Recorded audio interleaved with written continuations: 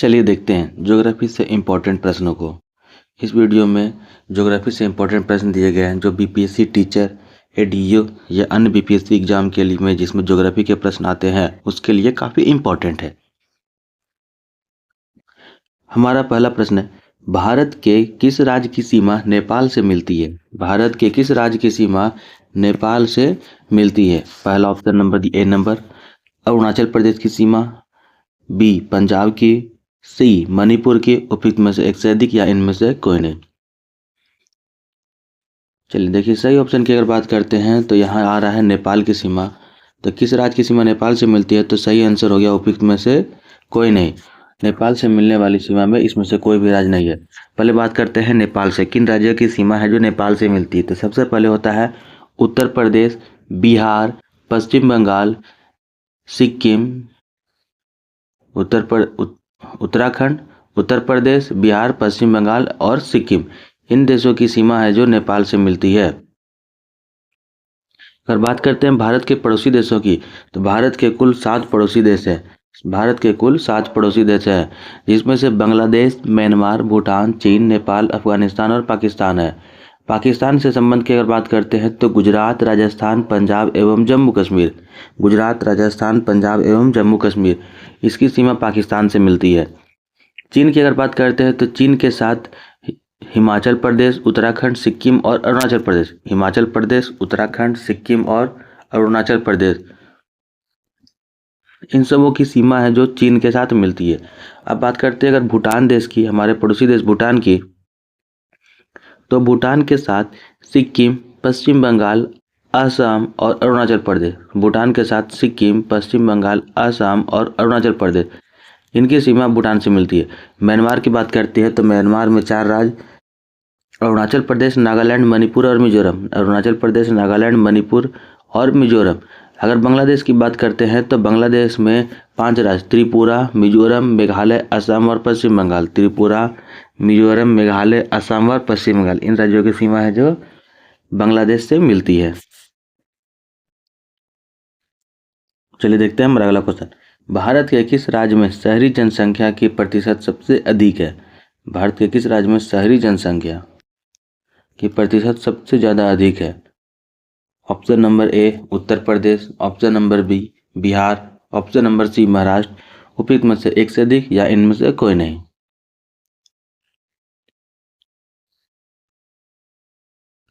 चलिए सही ऑप्शन की अगर बात करते हैं तो इसका सही ऑप्शन हो गया महाराष्ट्र में। तो यहाँ बात हो रहा है शहरी जनसंख्या की, यहाँ बात की जा रही है शहरी जनसंख्या की।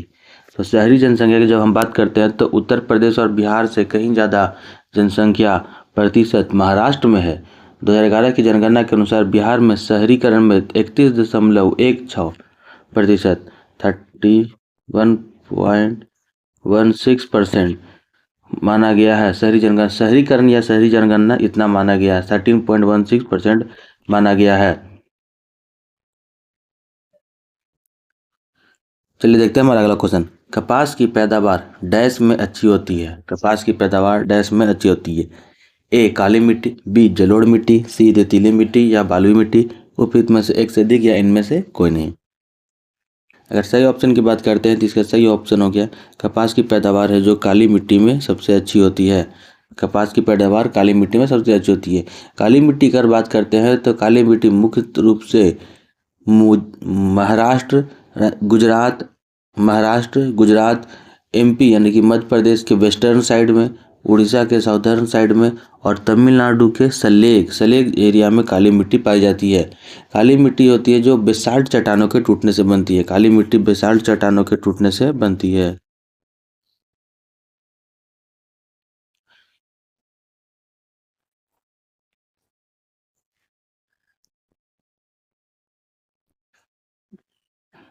काली मिट्टी बेसाल्ट चट्टानों के टूटने से बनती है। काली मिट्टी में आयरन, चूना, एल्युमिनियम, मैग्नीशियम बहुत ज़्यादा पाया जाता है। आयरन, चूना, एल्युमिनियम और मैग्नीशियम बहुत ज़्यादा मात्रा में पाया जाता है। इसका जो रंग होता है वो टिटनेफेरस मैग्नेटाइट के कारण काली मिट्टी का रंग होता है जो काला होता है। काली मिट्टी में पोटास की मात्रा भी सबसे ज़्यादा पाई जाती है। चलिए देखते हैं हमारा अगला क्वेश्चन। भारत के निजी क्षेत्र में सबसे बड़ी विद्युत परियोजना कौन सी है? ए नंबर राजमुंद्री आंध्र प्रदेश में, बी नंबर मुंद्रा गुजरात में, सी नंबर कोरबा। उपयुक्त में से एक से अधिक या इनमें से कोई नहीं। देखिए सही ऑप्शन की अगर बात करते हैं तो इसका सही ऑप्शन हो गया मुंद्रा गुजरात, या गुजरात में जो कच्छ के रण के क्षेत्र के पास है। मुंद्रा की अगर बात करते हैं तो मुंद्रा है जो सबसे बड़ी विद्युत परियोजना जो है वो अडानी समूह के द्वारा चलाई जा रही है। अडानी समूह के द्वारा चलाई जा रही है। राजमुंद्रा की बात करते हैं तो वो आंध्र प्रदेश में है। राजमुंद्रा आंध्र प्रदेश में है और कोरबा मध्य प्रदेश में है। अगर मुद्रा की बात करते हैं तो यह गुजरात में है। चलिए देखते हैं हमारा अगला क्वेश्चन। हीराकुंड बांध किस नदी पर है? हीराकुंड बांध किस नदी पर है? Option number A Ganga, option number B Mahanadi, option number C Kaveri. देखिए हीराकुंड की अगर बात करते हैं, हीराकुंड बांध की अगर बात करते हैं तो इसका सही आंसर हो गया महानदी। हीराकुंड बांध महानदी पर स्थित है और यह सबसे बड़ी बांध है। हीराकुंड बांध महानदी पर स्थित है और यह सबसे लंबी, विश्व की सबसे लंबी नदी बांध है, जिसकी कुल लंबाई 4800 मीटर 4800 मीटर है। कावेरी की बात करते हैं तो कावेरी परियोजना कर्नाटक और तमिलनाडु के बीच काफ़ी विवादित रहा है और कावेरी परियोजना कावेरी नदी पर है, जो कर्नाटक, तमिलनाडु, आंध्र प्रदेश, केरल में यह परियोजना संयुक्त रूप से चलाई जाती है। कर्नाटक, तमिलनाडु, आंध्र प्रदेश, केरल से यह संयुक्त रूप की चलाने वाली परियोजना है। कावेरी परियोजना के कारण कर्नाटक और तमिलनाडु के बीच काफ़ी विवाद रहा है। दामोदर घाटी की अगर बात करते हैं तो दामोदर घाटी परियोजना भारत का प्रथम बहुउद्देशीय परियोजना थी। दामोदर घाटी परियोजना भारत की सबसे प्रमुख और पुरानी नदी घाटी परियोजना थी। अब बात करते हैं अगर बांध की, तो सबसे पहले देखते हैं गंगा नदी। गंगा नदी पर कुछ प्रमुख बांध जैसे टिहरी बांध जो भगीरथी नदी पर है, टिहरी बांध जो भगीरथी नदी पर है और उत्तराखंड में जो गंगा का हेड वाटर कहलाता है। फरक्का बैराज वेस्ट बंगाल में, फरक्का बैराज वेस्ट बंगाल यानी कि पश्चिम बंगाल में है। भीमगोड़ा बैराज हरिद्वार में है, भीमगोड़ा बैराज हरिद्वार में है। और मनेरी भाली बांध जो है वो उत्तराखंड में है। अगर महानदी की बात करते हैं तो महानदी पर दो प्रमुख बांध हैं, महानदी पर दो प्रमुख बांध है, जिसमें से हीराकुंड और गंगरेल बांध हो गया। अगर कावेरी की बात करते हैं तो कावेरी पर कृष्ण राजसागर, दूसरा नंबर में मेट्टूर बांध और तीसरे नंबर पे कलनई डैम। कृष्णा राजसागर, मेट्टूर और कलनई डैम ये सभी कावेरी नदी पर स्थित है।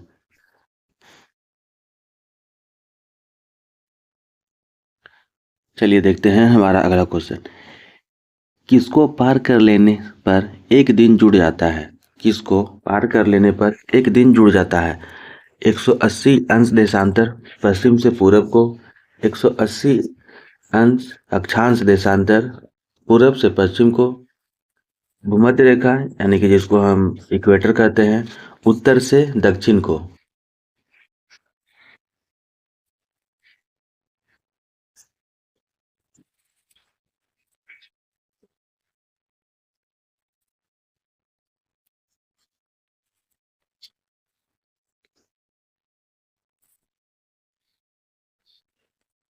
चलिए सही ऑप्शन की अगर हम बात करते हैं तो इसका सही ऑप्शन हो गया 180 अक्षांश 180 डिग्री अक्षांश पश्चिम से पूरब की ओर। पश्चिम से पूरब की ओर अगर हम पार करते हैं 180 डिग्री अक्षांश को हम पश्चिम से पूरब की ओर अगर पार करते हैं तो एक दिन का जुड़ जाता है। 180 अंश देशांतर जो अंतर्राष्ट्रीय तिथि निर्धारित भी करती है, यह देशांतर है जो 4 मिनट का अंतर पाता है। हर एक देशांतरों को 4 मिनट के अंतर पर आता है, यानी कह सकते हो कि एक देशांतर से दूसरे देशांतर में जाने में 4 मिनट का समय अंतराल होता है। अगर पूरी पृथ्वी को अगर एक गोल वृत्त माना जाता है तो टोटल अक्षांशों की जो रेखा होती है वो 360 होती है। टोटल अक्षांशों की रेखा 360 होती है। बात करते हैं अक्षांश किन्हीं से पार करता है, तो ये अक्षांश 180 डिग्री देशांतर रेखा है। 180 अक्षांश डिग्री देशांतर रेखाएं जो होती है या इसको लॉन्गिट्यूड बोलते हैं, 180 डिग्री लॉन्गिट्यूड प्रशांत महासागर में अलास्का और रूस के बीच में हवाई और न्यूजीलैंड को पार करती है। ध्यान दीजिएगा, प्रशांत महासागर में अलास्का और रूस के बीच में हवाई और न्यूजीलैंड को पार करती है 180 डिग्री लॉन्गिट्यूड। चलिए देखते हैं हमारा अगला क्वेश्चन। चारागाह को पंपास कहाँ कहा जाता है? किस घास के मैदान को हम पंपास कहते हैं? जैसे हम चारागाह के नाम से, या किस घास के मैदान को हम पंपास कहते हैं? ऑप्शन नंबर ए अफ्रीका में, ऑप्शन नंबर बी दक्षिण अफ्रीका में, ऑप्शन नंबर सी ब्रिटेन में, उपयुक्त में से एक से अधिक या इनमें से कोई नहीं। देखिए, अगर सही ऑप्शन की बात करते हैं तो इसका सही ऑप्शन हो गया साउथ अमेरिका। दक्षिणी अमेरिका में के घास के मैदान को पंपास कहा जाता है। दक्षिणी अमेरिका के घास के मैदान को हम पंपास कहते हैं। ये जो घास का मैदान है ये शीतोष्ण घास का मैदान है एक, या जिसे हम कह सकते हैं टेम्परेट ग्रासलैंड है। अब कुछ अन्य घास के मैदानों को भी जानना काफ़ी इंपॉर्टेंट है। जैसे फर्स्ट हम देखते हैं उष्णकटिबंधीय या ट्रॉपिकल ग्रासलैंड या उष्णकटिबंधीय ग्रासलैंड, जिसमें सवाना जो अफ्रीका में होता है, सेराडो साउथ अमेरिका का है, लानोस वेनेजुएला और कोलंबिया के घास के मैदान को लानोस कहा जाता है। ब्राज़ील के घास को कंपोज कहा जाता है। ब्राज़ील के उष्णकटिबंधीय घास को कंपोज कहते हैं। अब आज देखते हैं हम टेम्परेट ग्रासलैंड या शीतोष्ण ग्रासलैंड या कह सकते हैं उसे टेम्परेट ग्रासलैंड। सबसे पहले उत्तरी अमेरिका के टेम्परेट ग्रासलैंड को प्रेरीज कहा जाता है। यूरेशिया को स्टेपीज, पंपास अर्जेंटीना या साउथ अमेरिका, पंपास अर्जेंटीना में, या कह सकते हैं साउथ अमेरिका कॉन्टिनेंट के अर्जेंटीना में पंपास ग्रासलैंड है। वेल्स साउथ अफ्रीका के लिए, डाउन्स ऑस्ट्रेलिया के लिए, कैंटबरी न्यूजीलैंड, पुस्टाज हंगरी और जो यूरोप में है, पुस्टाज हंगरी कंट्री में जो यूरोप कॉन्टिनेंट में है। कुछ दो अन्य की बात करते हैं तो आता है मंचूरियन जो चीन में है, और पार्कलैंड काफ़ी इंपॉर्टेंट है क्योंकि ये अफ्रीका और ऑस्ट्रेलिया दोनों के घास के मैदान को, दोनों के शीतोष्ण या टेम्परेट घास के मैदान को हम पार्कलैंड कहते हैं। चलिए देखते हैं हमारा अगला क्वेश्चन। 49 49वां पैरेलल लाइन किन देशों के बीच की सीमा रेखा है? ऑप्शन ए उत्तर कोरिया और दक्षिण कोरिया, ऑप्शन बी यूएसए और कनाडा, ऑप्शन सी उत्तर और दक्षिण वियतनाम। उपयुक्त में से एक से अधिक या इनमें से कोई नहीं। चलिए सही ऑप्शन की अगर बात करते हैं तो इसका सही ऑप्शन हो गया 49वां पैरेलल लाइन यूएसए और कनाडा के बीच है। चलिए इसके साथ साथ कुछ इंपॉर्टेंट अन्य पैरेलल लाइनों को भी अच्छी तरह से हम देख लेते हैं। सबसे पहले आता है 38वां पैरेलल लाइन, 38वां अक्षांश रेखा, समानांतर रेखा। ये जो है ये कोरिया और दक्षिण कोरिया के बीच में, 38वां कोरिया और दक्षिण कोरिया के बीच में है। अगर बात करते हैं 70वीं समानांतर की तो उत्तरी वियतनाम और दक्षिणी वियतनाम में। चलिए उसके बाद अगर बात करते हैं 20वें समानांतर रेखा की तो लीबिया और सूडान, 20वां समानांतर रेखा लीबिया और सूडान। 22वां की अगर बात करते हैं तो मिस्र और सूडान, 22वीं समानांतर रेखा मिस्र और सूडान के बीच में है। 24वें भारत और पाकिस्तान के बीच में, 24वां भारत और पाकिस्तान के बीच में है। 25वां मिरिटानियो और माली, 24वां भारत पाकिस्तान, 25वां मेरिटेरियो और माली। अगर 31वां की बात करते हैं तो इराक और ईरान, 31वां इराक और ईरान के बीच में है। 36वीं समानांतर रेखा अमेरिका के मिसौरी, 36वीं समानांतर रेखा अमेरिका के मिसौरी और आर्कसास के बीच में है। 10 डिग्री की अगर बात करते हैं, 10 डिग्री चैनल या 10 डिग्री समानांतर रेखा अंडमान और निकोबार के बीच में स्थित है, जो भारत देश का एक हिस्सा है। चलिए देखते हैं हमारा अगला क्वेश्चन है भारत सरकार ने कब राष्ट्रीय पेयजल मिशन चालू किया था? Option number A 1956, option number B 1966, option number C 1986। चलिए सही ऑप्शन की अगर बात करते हैं तो ऑप्शन नंबर सी 1986। राष्ट्रीय ग्रामीण पेयजल योजना ग्रामीण क्षेत्रों में पेयजल की समस्या को दूर करने के लिए किया गया है। और 2019 में यानी कि 2019 में 2019 में राष्ट्रीय जल मिशन प्रारंभ किया गया था।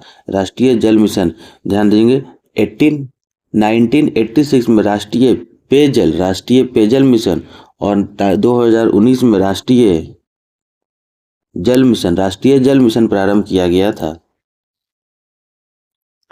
चलिए देखते हैं हमारा अगला क्वेश्चन। बिहार राज्य में कितने प्रमंडल और 4 जिले, कितने प्रमंडल में 4 से अधिक जिले शामिल हैं? ऑप्शन नंबर है 1 प्रमंडल, बी में 2, सी में 4 प्रमंडल, डी में उपयुक्त में से अधिक या ई में इनमें से कोई नहीं।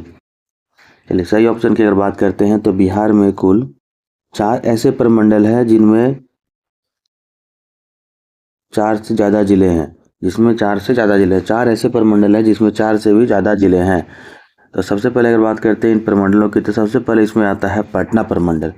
सबसे पहला पटना हो गया, पटना प्रमंडल। फिर हो गया मुंगेर, फिर हो गया मगध, उसके बाद तिरहुत। अगर बात करते हैं सबसे ज़्यादा प्रमंडल की तो आंशिक रूप से कहा जाता है कि तिरहुत में सबसे ज़्यादा प्रमंडल है, तिरहुत में सबसे ज़्यादा प्रमंडल है। लेकिन पटना और मुंगेर में पटना प्रमंडल को भी अगर जिला मान करके चलते हैं तो दोनों सभी में 6 प्रमंडल आते हैं। पटना, मुंगेर, मगध और तिरहुत में 6 प्रमंडल है। अब बात करते हैं सबसे कम प्रमंडल की तो सबसे कम जिले वाला प्रमंडल भागलपुर है। सबसे कम जिले वाला प्रमंडल भागलपुर है।